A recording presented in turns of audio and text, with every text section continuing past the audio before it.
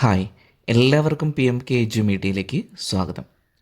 നമ്മൾ ഈ വീഡിയോയ്ക്കകത്ത് ഡിസ്കസ് ചെയ്യാൻ പോകുന്നത് FIUGP സിലബസിൽ BCom വിദ്യാർത്ഥികൾക്ക് പഠിക്കാനുള്ളൊരു മേജർ പേപ്പറാണ് ബിസിനസ് സ്റ്റാറ്റിസ്റ്റിക്സ്. 4th സെമസ്റ്ററിൽ പഠിക്കാനുള്ളൊരു പേപ്പറാണ് ബിസിനസ് സ്റ്റാറ്റിസ്റ്റിക്സ്.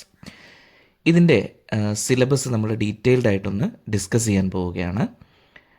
ഓരോ മൊഡ്യൂളിനകത്തും എത്ര മാർക്കിനാണ് പരീക്ഷയ്ക്ക് ചോദിക്കുക, എന്തൊക്കെ കാര്യങ്ങളാണ് ഈ മൊഡ്യൂളിനകത്ത് പഠിക്കാനുള്ളത് എന്നിങ്ങനെ തുടങ്ങി നമ്മൾ വളരെ ഡീറ്റെയിൽ ആയിട്ട് തന്നെ ഡിസ്കസ് ചെയ്യാൻ പോവുകയാണ്.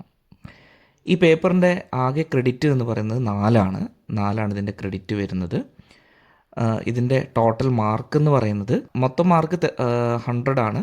30 മാർക്ക് നിങ്ങൾക്ക് ഇൻറ്റേർണലായിട്ട് സബ്ജക്റ്റ് എടുക്കുന്ന ടീച്ചേഴ്സ് തരുന്നതായിരിക്കും. അപ്പോൾ ഇതിൻ്റെ മൊഡ്യൂൾ നോക്കുകയാണെങ്കിൽ മൊത്തം 5 മൊഡ്യൂളാണ് ഇതിനകത്തുള്ളത്. പക്ഷേ അതിൽ 4 മൊഡ്യൂളാണ് തിയറി ആയിട്ട് പരീക്ഷയ്ക്ക് വരിക.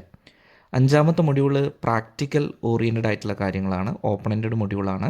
അതിനകത്ത് അത് നിങ്ങളെ എടുക്കുന്ന അധ്യാപകർ പ്രാക്ടിക്കലായിട്ട് നിങ്ങളെ കൊണ്ട് ചെയ്യിച്ചിട്ടുണ്ടാവും. ബാക്കിയുള്ള 1, 2, 3, 4 മൊഡ്യൂളുകളിൽ നിന്നാണ് നിങ്ങൾക്ക് തിയറി ആയിട്ട് പരീക്ഷയ്ക്ക് ചോദിക്കുക. അപ്പോൾ നമുക്ക് 1ാമത്തെ മൊഡ്യൂളിലേക്ക് പോകാം. First module introduction to business statistics എന്നാണ്. ഈ മൊഡ്യൂളിനകത്ത് നിങ്ങൾക്ക് 10 മാർക്കിനാണ് ചോദ്യം വരിക. 10 മാർക്ക് വരെ ഈ മൊഡ്യൂളിനകത്തും ചോദിക്കും. ഇതിനകത്ത് ബിസിനസ് സ്റ്റാറ്റിസ്റ്റിക്സ് എന്താണ്, അതിൻ്റെ കോൺസെപ്റ്റ്, ഡെഫിനിഷൻസ്, ഫങ്ഷൻസ് ഇതൊക്കെ പഠിക്കാനുണ്ട്.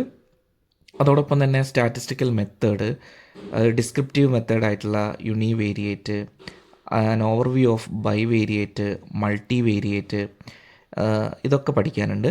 അതുപോലെ inferential methods, an overview of estimates and hypothesis testing.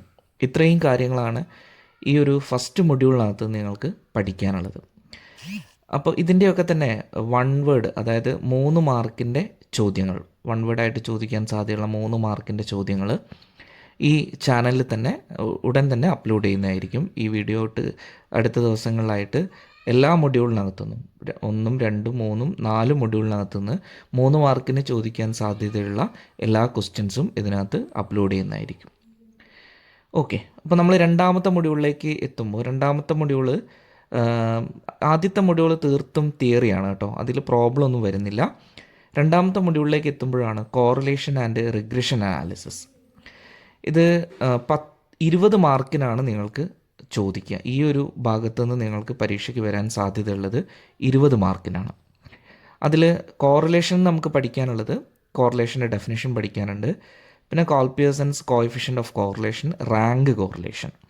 വളരെ എളുപ്പത്തിൽ മാർക്ക് സ്കോർ ചെയ്യാൻ പറ്റുന്ന ഒരു ഏരിയയാണിത്.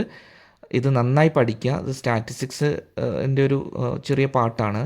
വളരെ എളുപ്പത്തിൽ നമുക്ക് മാർക്ക് സ്കോർ ചെയ്യാൻ പറ്റിയ ഒരു ഏരിയ കൂടിയാണ്. പിന്നെ അതിൽ വരുന്നത് റിഗ്രഷനാണ്. റിഗ്രഷനിൽ അതിൻ്റെ ടൈപ്സുകൾ ഏതൊക്കെയാണെന്ന് പറയുന്നുണ്ട്. പിന്നെ determination of simple linear regression.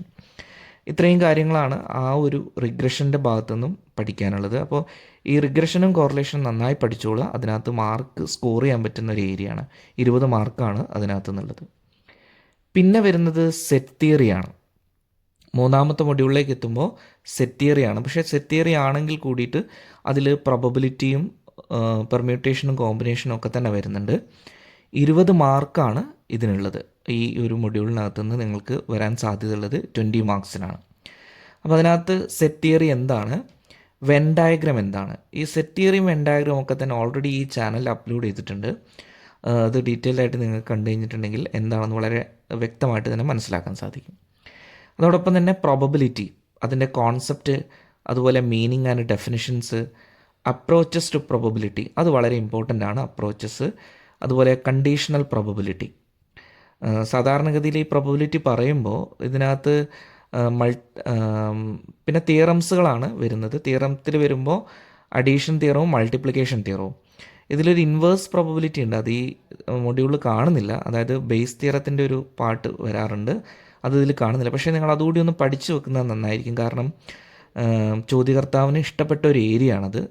Base theorem എന്ന് പറയുന്നത് സിലബസിലില്ല, എന്നിരുന്നാൽ കൂടി നിങ്ങൾ പഠിക്കുന്നത് നന്നായിരിക്കും. പിന്നെ വളരെ സിമ്പിളായിട്ടുള്ള പെർമ്യൂട്ടേഷനും കോമ്പിനേഷനും ആണുള്ളത്. ഇത്രയും കാര്യങ്ങളാണ് 3ാമത്തെ മൊഡ്യൂളിൽ മൊത്തം പഠിക്കാനുള്ളത്. ഇനി 4ാമത്തെ മൊഡ്യൂളിലേക്ക് വരുമ്പോൾ അത് തിയററ്റിക്കൽ ഡിസ്ട്രിബ്യൂഷൻ എന്ന് പറഞ്ഞിട്ടുള്ളൊരു ഏരിയ ആണ്. അതും 20 മാർക്കിനാണ് പഠിക്കാനുള്ളത്.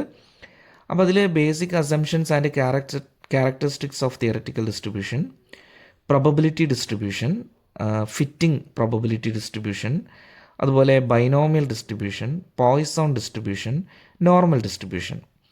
അതിൽ തന്നെ ബൈനോമിയൽ ഡിസ്ട്രിബ്യൂഷൻ്റെ ഫിറ്റിങ്സ് പഠിക്കാനുണ്ട്, പോയ്സോൺ ഡിസ്ട്രിബ്യൂഷൻ്റെ ഫിറ്റിങ്സ് പഠിക്കാനുണ്ട്, നോർമൽ ഡിസ്ട്രിബ്യൂഷൻ്റെ features, properties and standard normal curve. അപ്പോൾ അത് നന്നായി ഒന്ന് ശ്രദ്ധിക്കുക. നോർമൽ ഡിസ്ട്രിബ്യൂഷന് അതിൻ്റെ ഒരു കർവ് ഉണ്ട്, ഒരു ഗ്രാഫുണ്ട്. ഈ ചാനലിൽ തന്നെ അതിൻ്റെ വീഡിയോസ് അപ്ലോഡ് ചെയ്തിട്ടുണ്ട്. നിങ്ങൾക്കത് കണ്ടു കഴിഞ്ഞിട്ടുണ്ടെങ്കിൽ എങ്ങനെയാണ് ഗ്രാഫ് വരയ്ക്കുക, ഗ്രാഫിൻ്റെ അളവ് എങ്ങനെയാണ്, അങ്ങനെയുള്ള കുറേ കാര്യങ്ങൾ പഠിച്ച് മനസ്സിലാക്കുക കേട്ടോ. ഇതാണ് തിയററ്റിക്കൽ ഡിസ്ട്രിബ്യൂഷൻ. ഇതും വളരെ സിമ്പിളായിട്ടുള്ളൊരു പാർട്ടാണ്. ഒരുപാട് ബുദ്ധിമുട്ടൊന്നും നമുക്ക് ഈ ഒരു പേപ്പറിൽ ഇല്ല. ഓക്കെ, ഇതാണ് 4ാമത്തെ മൊഡ്യൂൾ വരുന്നത്. പിന്നെ 5ാമത്തെ മൊഡ്യൂൾ എന്ന് പറയുന്നത് അത് ഓപ്പൺ-എൻഡഡ് മൊഡ്യൂളാണ്. 5th മൊഡ്യൂൾ ഓപ്പൺ-എൻഡഡ് മൊഡ്യൂളാണ്. അപ്പോൾ ആ ഓപ്പൺ-എൻഡഡ് മൊഡ്യൂളിൽ നിങ്ങൾക്ക് നിങ്ങളുടെ അധ്യാപകർ പല കാര്യങ്ങളും നിങ്ങളെ കൊണ്ട് ചെയ്യിച്ചിട്ടുണ്ടാവും. അത് നിങ്ങൾ സബ്മിറ്റ് ചെയ്തിട്ടുണ്ടാവും. അപ്പോൾ അതിനെക്കുറിച്ച് നിങ്ങൾ ബോധമിടാവണ്ട. ആദ്യത്തെ ഈ 4 മൊഡ്യൂൾ എന്നുള്ള കാര്യങ്ങളാണ് നിങ്ങൾ വ്യക്തമായിട്ട് പഠിക്കേണ്ടത്. മാർക്കിൻ്റെ ഡിസ്ട്രിബ്യൂഷൻ ഞാൻ പറഞ്ഞു തന്നു. ഇനി വരും ദിവസങ്ങൾ ഈ ചാനലിനകത്ത് ഇതിൻ്റെ 3 മാർക്കിൻ്റെ ആദ്യത്തെ പാർട്ടിൽ പാർട്ടിലുള്ള 3 മാർക്കിൻ്റെ ചോദ്യങ്ങൾ അപ്ലോഡ് ചെയ്യുന്നതായിരിക്കും. എല്ലാവരും ആ ഭാഗം ഒന്ന് കണ്ടിട്ട് കൃത്യമായിട്ട് പഠിക്കുക, പരീക്ഷയ്ക്ക് വേണ്ടി തയ്യാറെടുക്കുക. ഓക്കെ, എല്ലാവർക്കും നല്ലൊരു ദിവസം ആശംസിക്കുന്നു.